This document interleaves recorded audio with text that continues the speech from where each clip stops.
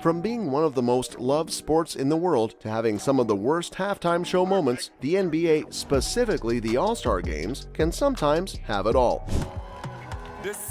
This halftime is gonna be fire. So let's start with Roots and Jidenna and how much of a disaster they were. The 2017 NBA All-Star Game halftime show featured a headlining performance by the Roots, and who doesn't know the renowned hip-hop group? Their live instrumental performances, especially in that particular late-night show, are known by everyone. Joining them was Jidenna, a rising star in the industry. But despite the pedigree of the performers, the show was criticized for its lackluster energy and poor pacing, and one of the main criticisms of the halftime show was the stripped-down presentation. The Roots, who are known for their high-energy performances and elaborate stage setups, were limited to a small, circular stage with minimal lighting and special effects. This made it difficult for the band to create the kind of dynamic atmosphere that they are known for, and left many fans feeling underwhelmed. Culture that has always been obsessed with one age-old question: who's the best? And to be completely fair, Jidenna's performance felt out of place and added little to the overall show. The era of simplicity and high esteem. We realized the dream, there was no I in team.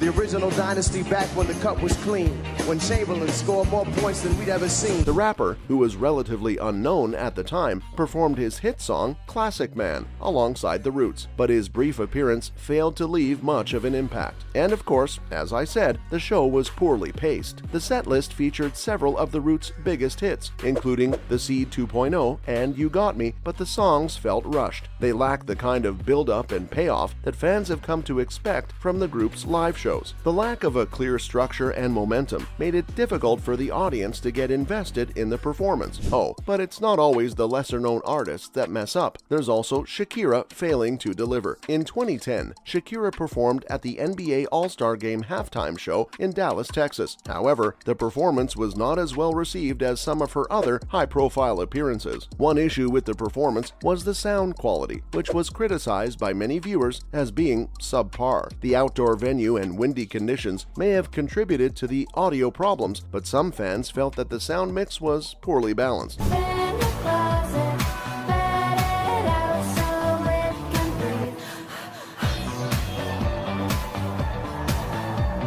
You know, while there's an upside to having a melodic voice as that of Shakira, but there are downsides to it as well. For starters, if you mess up even a wee bit, it gets amplified. So technically, there's very little room for error for the Colombian singer. And that's what happened at the 2010 All-Star halftime show as well. Shakira's vocals got drowned out by the backing track and other instruments. While it may not be any fault of her own, the error made her entire performance suffer, and that too at the hands of a technical issue. Additionally, the performance lacked energy and excitement. Wait, isn't that what Shakira is literally known for? Energy and excitement? You know, I don't put up music too often because to me it's a priority to dedicate time to my kids, but when I do it... Yes, that's exactly who she is, but her halftime performance at the NBA All-Star Game was relatively subdued. Plus, the lack of a high-energy dance routine and acrobatics didn't help either. But there's one band that's been known to have a good halftime performance, and that's the Black Eyed Peas. But in 2018, more specifically Fergie, one of the former vocalists from the band, got tons of criticism for her performance at the All-Star halftime. Fergie's unique rendition of the anthem was a major misstep. It was even described as one of the worst national anthem performances in recent memory. It actually was really bad. One of the primary issues with Fergie's performance was her unusual vocal style. Instead of singing the anthem in a more traditional manner, she chose to add various vocal flourishes and inflections. Some of her attempts at vocal runs felt out of place and made the performance seem more like a parody than a sincere tribute to the anthem.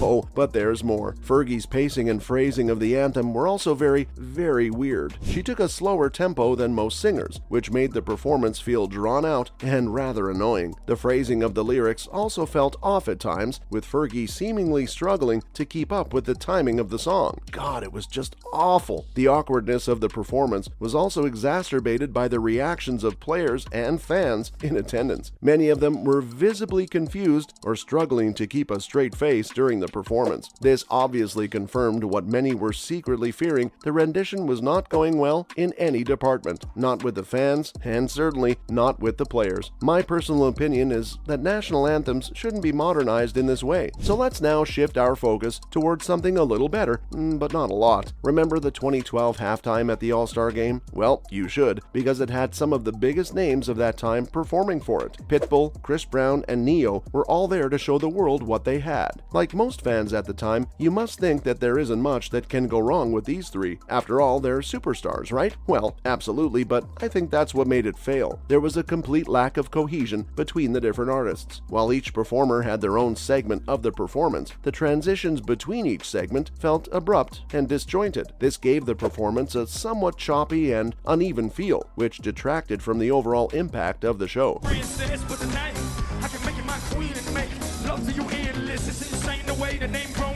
To be completely honest, it felt like a typical case of the management deciding to slap away everything they could find in a single show, not even caring if the parties involved were even up for the job. But that's not all. The halftime show ran majorly on pre-recorded tracks. While this is not an uncommon practice for live performances, it failed to keep fans satisfied for this particular night. The reliance on pre-recorded tracks took away from the energy and excitement of the show. Additionally, some of the vocals felt canned and lacked the raw power and emotion that many fans expect from live performances. Despite these criticisms, there were still many positive aspects of the halftime show. All three performers are talented musicians with dedicated fan bases, and they each brought their own unique style and energy to the stage. Pitbull's high-energy performance of I Know You Want Me was a particular highlight, while Chris Brown's dance moves and Ne-Yo's smooth vocals also received praise from fans and critics. So I guess, all's well that ends well? Oh, and before I wrap up, there's a twist for you. That's right, a twist. Remember how Fergie messed up the national anthem? Well, guess what? She's got competition since then. In 2020's All-Star Game halftime, Chaka Khan, performer of the national anthem, to yet again disappoint everyone. And honestly, I could go into the details all I want, but that's not what this is about. It was just bad. Really, really bad. In fact, it was so bad that it became a meme, and of course, fans started comparing it to the 2018 performance by Fergie. One fan said that this seemed like Fergie finally reached her final form. Go on, you can laugh. Oh, and another was like, we can all agree that this one time America could instead sit and listen to the anthem. Some couldn't even believe that this was an actual performance, calling it some sort of a bit that was being done on purpose. And to be honest, I can see why people would think that way. It just was that bad. So yeah, that pretty much wraps up some of the worst All-Star halftimes yet.